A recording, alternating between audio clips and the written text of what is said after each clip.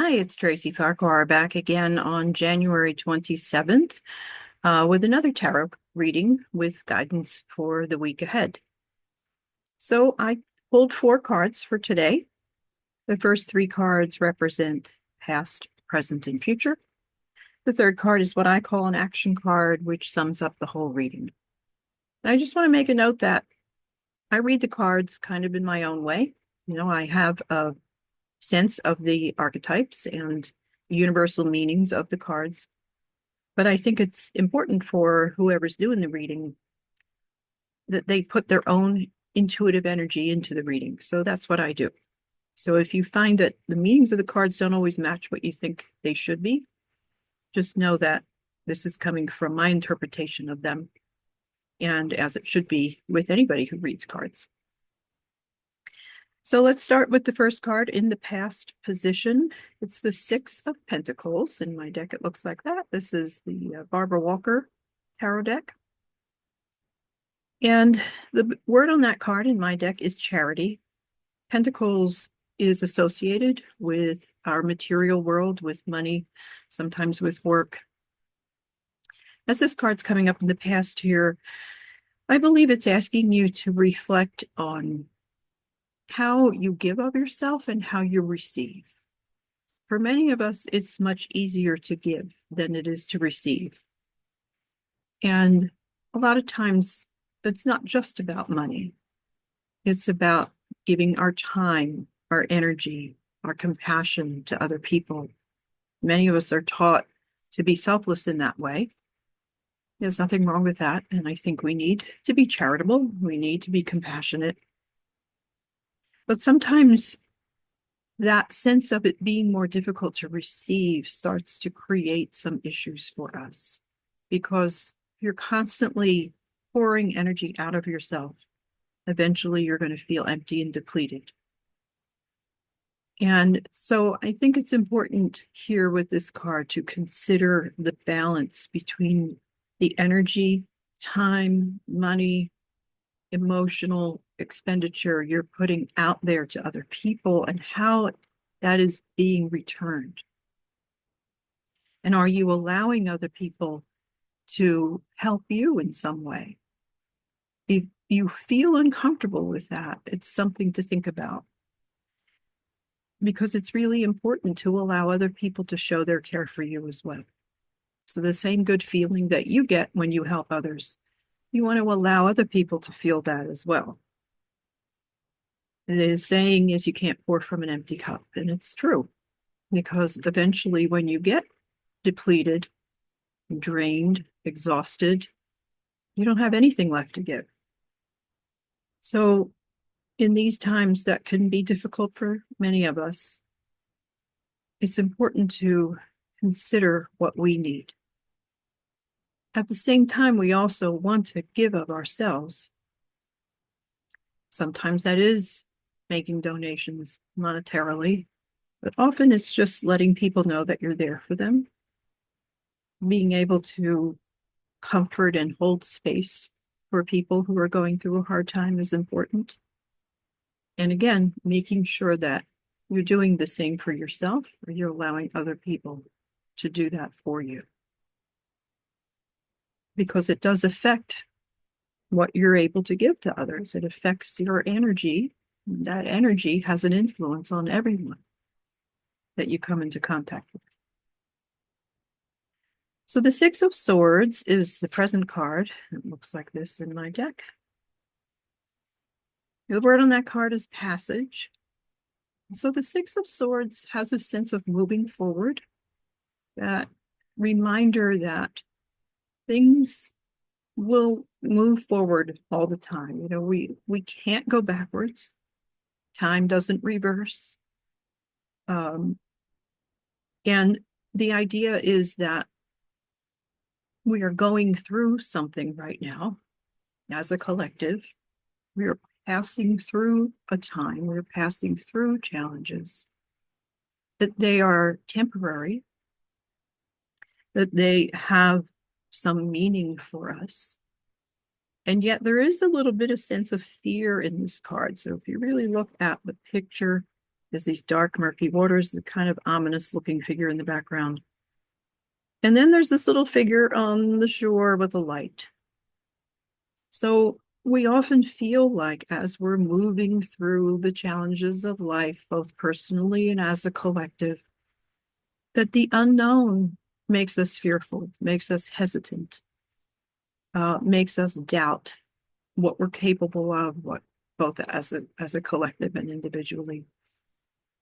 And so it can stir up fear. It can stir up a sense of wanting to stay where we are. And there's a time for that, but there's also a time to recognize that nothing ever really stays the same.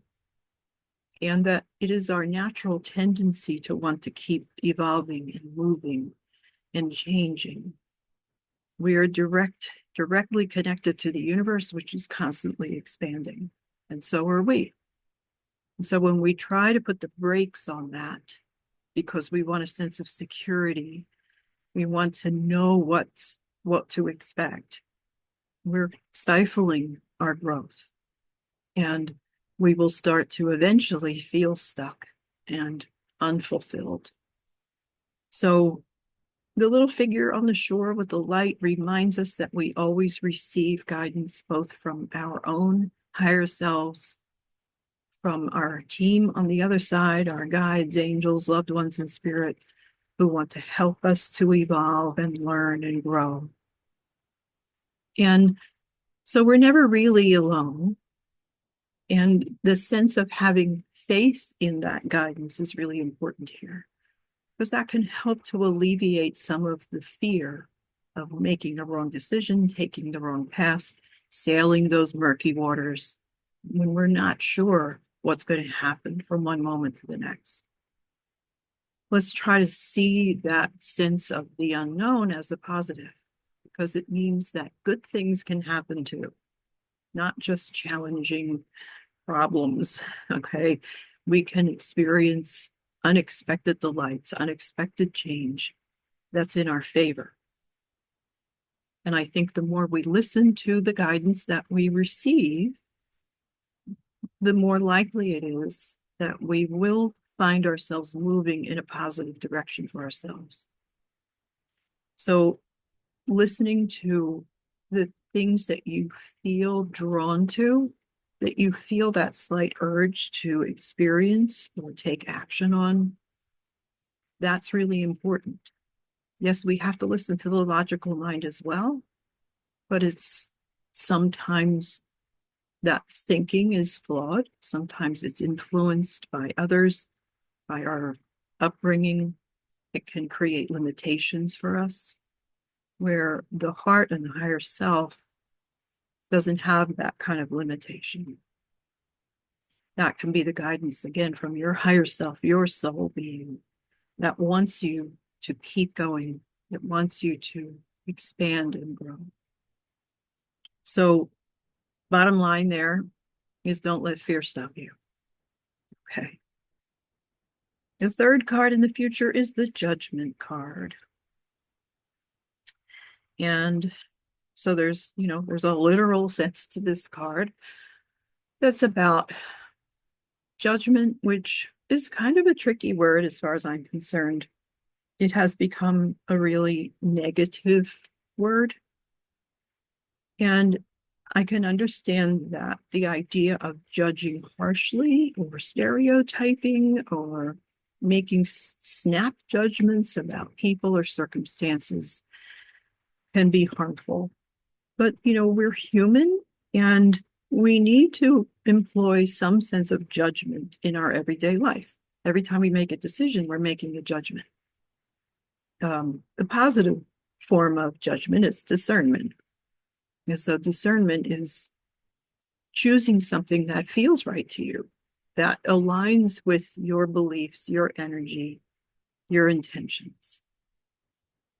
But this card coming up here in the future, I think it's really referring to how we tend to look at the challenges in our lives, which are alluded to in the second card, and immediately have some kind of automatic response to them that is harsh, or expecting it to be bad, expecting things to go wrong, without really, again, like checking in on how we're actually feeling about those circumstances or people.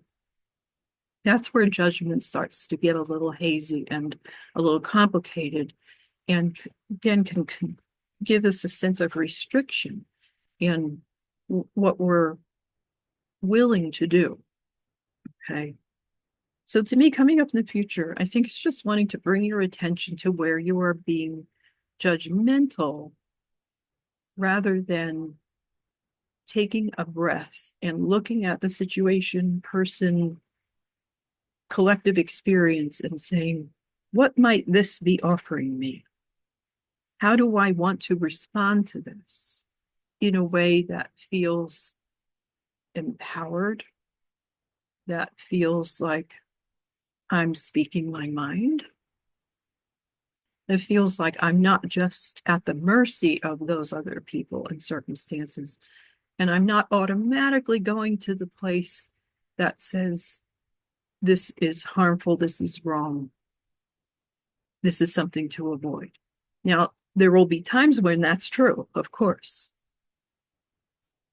but we don't want to cast that net over everything just because there are some things that are wrong and bad and to be avoided. Okay. So I would say for the week ahead, this general consensus here is, first of all, to be gentle with yourself, take care of yourself, be willing to move forward, be willing to see things differently, make sure that you're finding balance in your life in all ways. Check in with your body, with your mind, with your emotions. Ask yourself every day what you need and what you might be avoiding because you have fear. Sometimes that fear is founded and sometimes it's unfounded. Okay. So make sure that you're tapping into your inner knowing about that. And don't let yourself fall into a place where you are harshly judging yourself or something else without really taking some time to consider what it might be showing you or offering you. Because the fourth card that sums it all up is the Strength card. So again, this is a major arcana card, just like the Judgment card. These are really strong in your face kind of messages. Strength card can, again, have a lot of literal meaning to it. It's time for us to call upon our strengths. It's time to believe in ourselves. It's time to not just believe in what we are thinking, but also what we are sensing and feeling. And that's a huge part of this sense of balance, because if we rely only on what we're thinking, we're not considering that what we are thinking has been influenced by our upbringing, by authority figures in our lives, by the media, by social constructs. All of our beliefs are formed from all of those places. We like to think that we are single-minded people who make our own choices. It's not always true. We are influenced by the collective and by our upbringing. So some of the things that you may be thinking may not be true, may not be valid, especially when they are restricting you from taking action. So the strength here is not just what you typically believe to be strength, because often we are told that our higher senses don't exist, that our emotions need to be suppressed, and those parts of ourselves are sacred and we need to honor them. Listen to what your feelings are telling you. That doesn't just mean, your exaggerated emotions, okay? But we want to pay attention to our emotions. We also want to check in with our higher senses. What do I feel about this? What's my heart telling me? What are my higher senses telling me? Understand that that's a huge part of your strength. And also understand that it's okay to not feel strong sometimes. And being able to put the brakes on things for a little while so that you can recover, again, going back to that first card, giving yourself a gift of time and rest is really important to keep the balance that I think everything here is encouraging for the week ahead. So I hope that resonates with you in some way and that it helps you get through this next week. And I wish you all the best with all of that. Stay balanced, stay focused, stay strong, and also admit when you're not strong and ask for help when that happens. You can look me up at tracyfarquhar.com to see everything that I offer, including readings and events. And I'll be back next Monday with another tarot reading for the week ahead. Thanks for joining me. Bye-bye.